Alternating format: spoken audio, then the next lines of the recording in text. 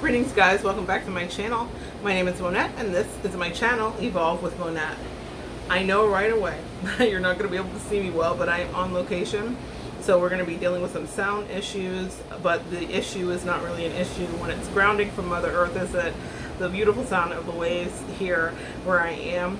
I thought that would be a great background. What I'm going to get into today is a video that was requested by a subscriber, and it is about what the karmic journey might look through the signs.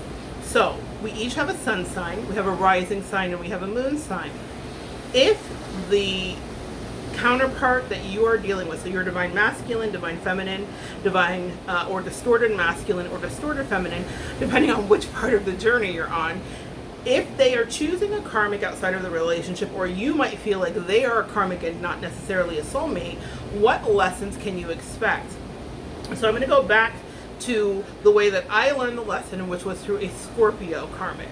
And so what I want to teach about is what you were going to expect, what to expect when expecting the shenanigans of a karmic, okay? So this will just treat this like a podcast if you guys can't see me, okay? It is what it is with the lighting. So I will definitely get the cards very close and hopefully you can see these. Okay, there we go. And I'm coming into focus. Here we are. All right. So when you're dealing with a Scorpio karmic, death is the result. Now, this is not ultimate endings that mean that you never can recover from it. But what it means is that you will go through a transformation, because death is the ultimate transformation. Scorpio, a water sign, deeply emotional, deeply associated with secrets, with obsession. So if you're dealing, I would happen to say, and it could just be because it was my experience, but a Scorpio karmic is the most pernicious of them all, because whenever your divine counterpart and the karmic are exchanging energy, they are also exchanging personality inflections and traits, because we become like the people we spend a lot of time around.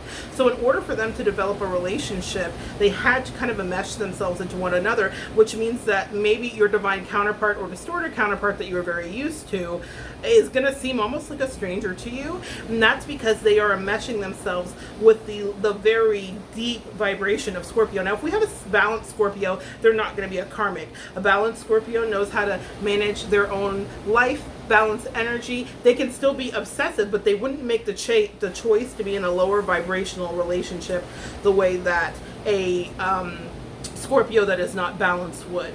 So death and rebirth, and I wanted to show you death through the deck. So I'm talking about my tarot decks here. I picked out death cards, so I wanted you to see what this is associated with, okay, or how this will show up. And I wanted to talk about it because I thought the depictions actually gave a really broad understanding of what you will go through if you are dealing with a karmic that happens to be a Scorpio. I'm also going to give you some tips and tricks on surviving that battle and winning in it, depending on what you want to win, okay?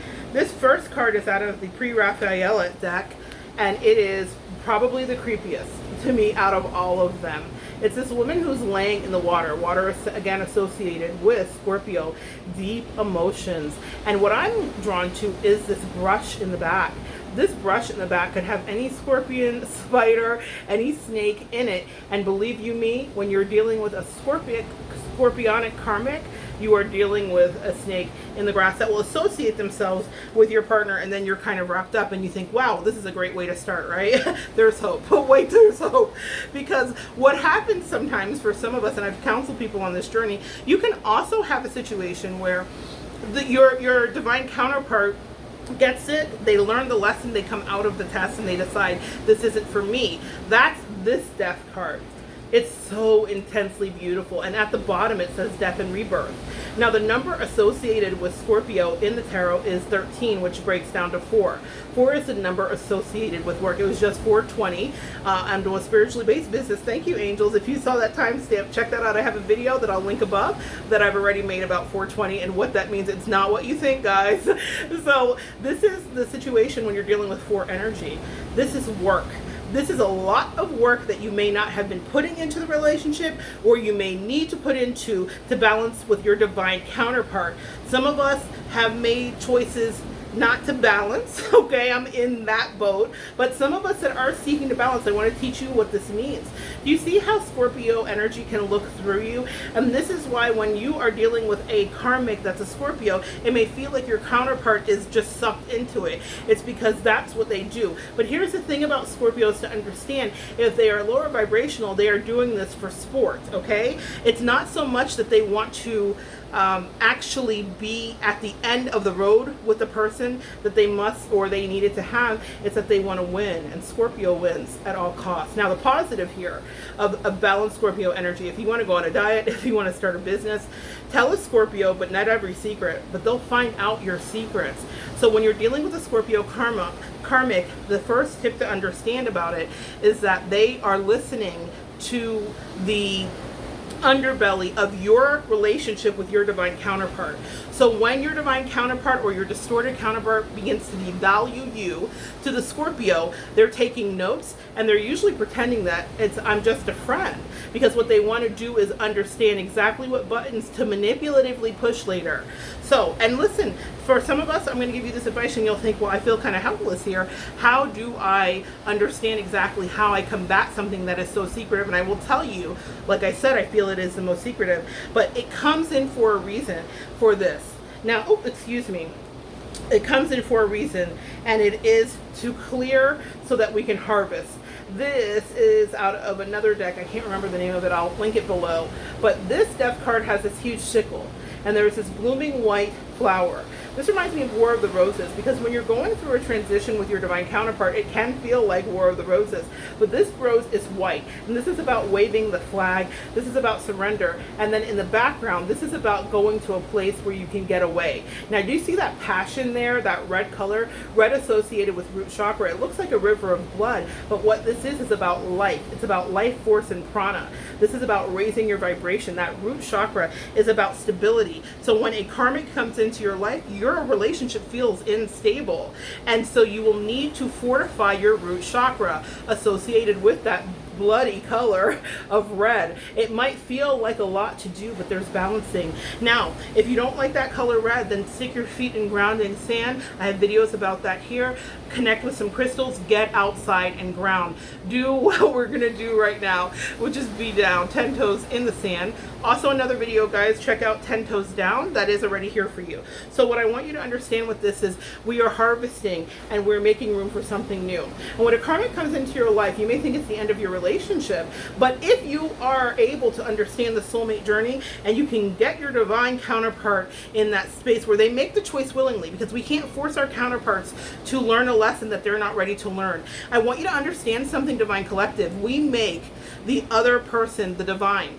What it is the journey begins with us. Have you not noticed that? It begins with us, and then they will elevate on their own separately. But this means don't cling. That sickle there means let go and release, and this is a card of Scorpio. I want you to get these positive lessons.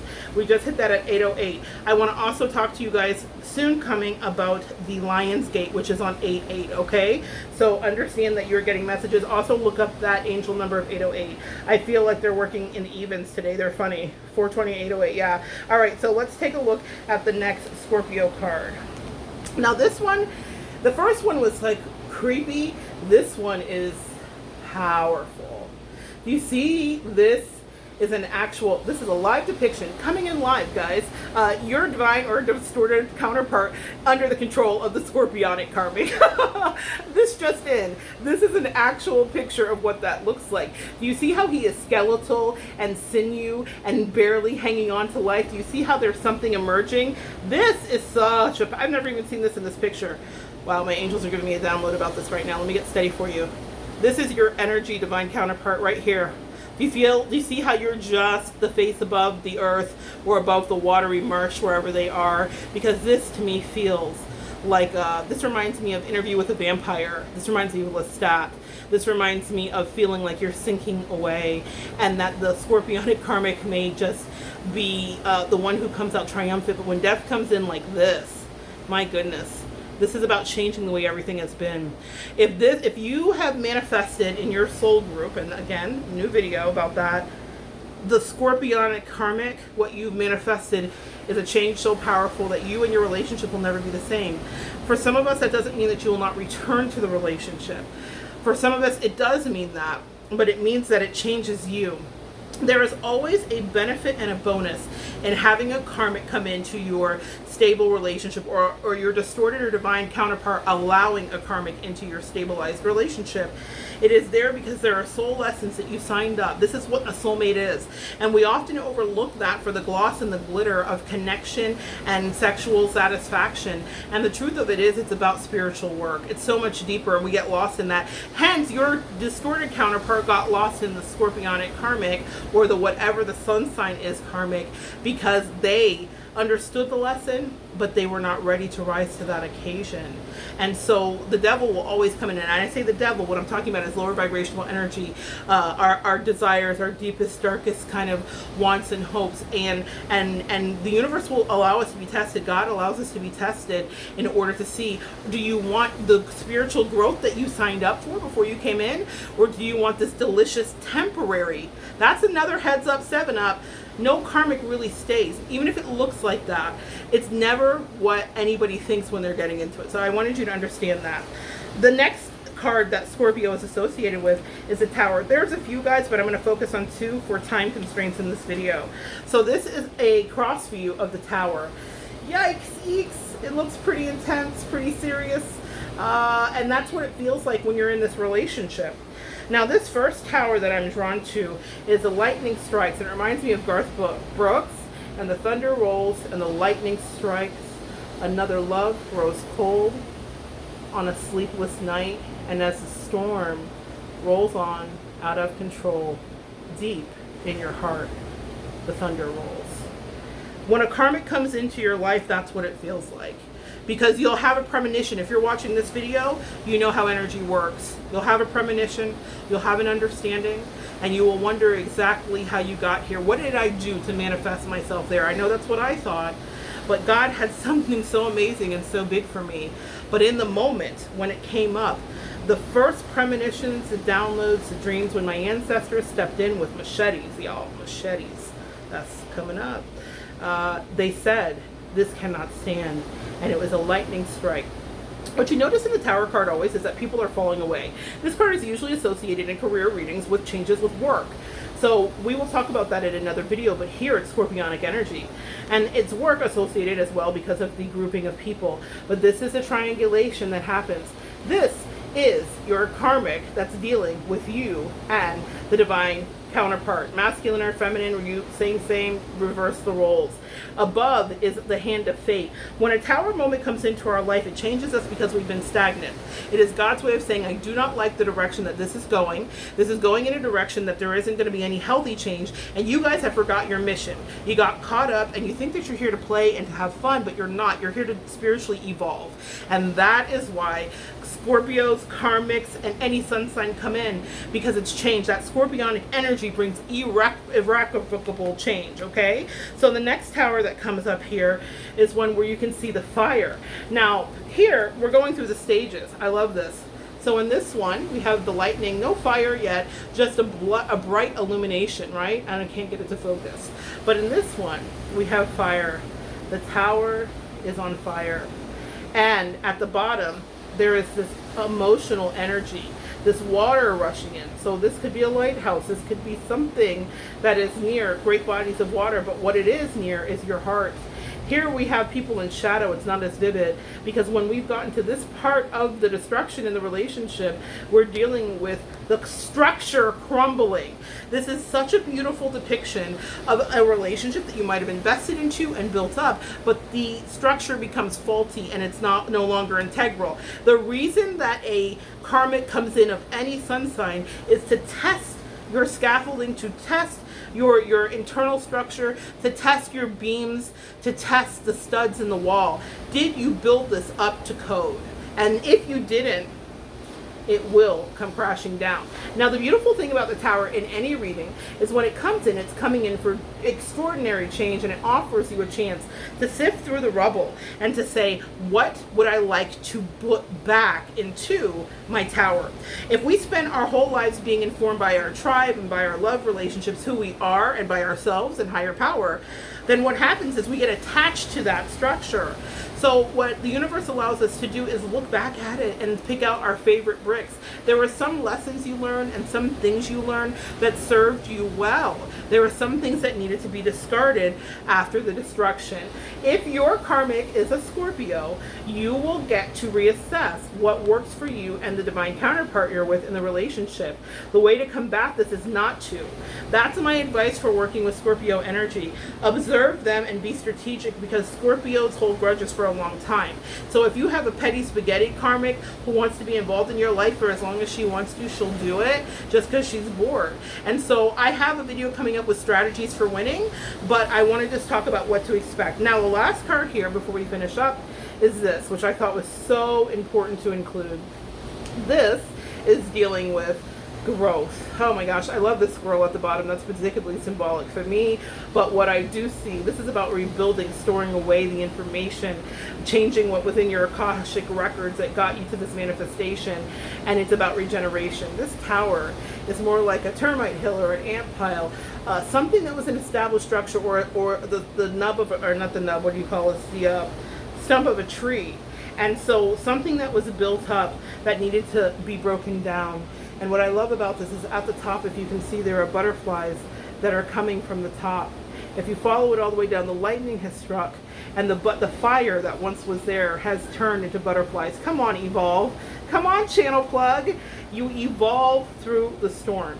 You evolve through the destruction. You evolve through the calamity, and something new can grow again, and then you can begin to rebuild. Here are the acorns, symbolic of pentacles, symbolic of earth energy, symbolic of storing away, symbolic of building and saving for another rainy day. Here is the squirrel, symbolic of life, something that was still inside of you, and that tree stump hiding out in the storm. That's what I don't want you to lose sight of. Even while you feel crushed, there is power and grace inside of you, and you are tapping into a deeper part of yourself spiritually, and you are pushing through, and you are evolving. I do not think it's a coincidence that the way that the light is, I am in dark, because I think that if your karmic is a Scorpio, it is a very dark energy, but beyond that, it increases your perception. I want you to think of scorpions. They have an exoskeleton and a squishy inside. The deep insecurities of an unbalanced karmic that's a Scorpio are the reason that they're so destructive. We've all heard it, right? Hurt people. That's why I say they're the most pernicious of the karmics, because they have such access to that deep emotion and unresolved wounding. If they are doing what they're doing, that it will cause you great transformation, but it will be in the dark. Scorpios living underground, perceiving, having multiple eyes. They are arachnids like spiders in that family. And so what we're dealing with is something that uses its senses to create, but that Scorpio stinger is what brings and imbues us with the fear. If you are dealing with a karmic that's a Scorpio, you have to get primal. You have to tap into your prefrontal cortex, and you have to get low. And sometimes you have to be careful, because if you're not grounded spiritually, the scorpionic karmic wants to see how low will you go. And your job here, while you're evolving, to stay at the top of this, like this tower here, where you can be the butterfly that turns from the burning fire into new phoenix. Like these butterflies remind me of phoenix rising from the ashes. In order to withstand the scorpionic attack of a karmic who is unbalanced, you have to understand that you have to get very in touch with the whys of your relationship, the whys of your own personal existence, because having that scorpionic karmic in your life will test everything you thought you knew. It will test your structure, it will test your resolve, and it will test your desire to have a real rebirth. That's what I wanted to bring you today. Not every karmic is a Scorpio. Like I said, stay tuned, new videos coming up about that. But every karmic interaction is scorpionic energy containing death, rebirth, and the tower. And not in that order. It is the tower, then death, amen, and then rebirth. We always come back to life. Do not think that because you felt obliterated that you stay down. Promise you guys, I'm going to teach you how to evolve through this. So tune in, come back next time. Leave your comments below if your karmic happens to be a Scorpio. We all heal from the horror stories, okay? Leave it below. I can't wait to talk to you next time. Thank you for your patience with the beautiful background. Join me next time and we'll continue to evolve together.